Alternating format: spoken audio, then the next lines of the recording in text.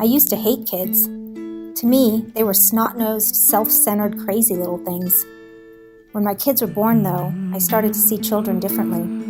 Walking down the street, I found myself wondering whether the child holding her mother's hand was safe and happy, and whether she would have all the opportunities she deserved. The answer to that question is complex. It involves systems like education, housing, and health. It's dependent on family dynamics. That's why the work I do within the county is complex. There are many systems that contribute to a child's success. These are big, messy, long-term, slow-churning system complications.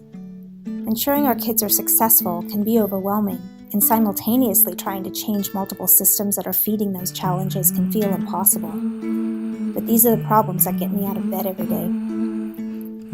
In trying to improve education, there are so many things out of my control. The education system as a whole, the housing system, and the job market all play into how a child performs in school. Still, I feel a deep sense of responsibility to help, even if I'm not fully in control. I always say that I'm either overly optimistic or hopelessly naive. Perhaps it's a bit of both. Perhaps a lack of cynicism is necessary to keep working towards change. More practical coworkers sometimes say, "We don't control these systems. Why should we spend our time on what we can't control?" I've never been convinced by that argument. Do we only fight the fights we can win, or do we fight the fights that are worth fighting?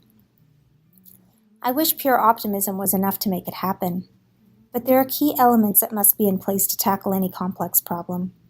Resources like staff and research, relationships and support between partners, as well as within partner organizations. Structures like committees and work groups. Every day I focus on how to support and build these connections. Every day I try to mute those voices that say these problems are too difficult to solve. I forget all the reasons why it may not work and find that one reason why it will. The other day, I drove past a little 18-month-old boy walking alone along a busy street. I immediately pulled over and, taking his hand, went door to door, asking if this was their child. By the time we found his home, the little boy had asked for Uppy and was sitting comfortably on my hip. I handed over the toddler, snot nose and all, to his panicked grandparents and breathed a silent prayer for his future.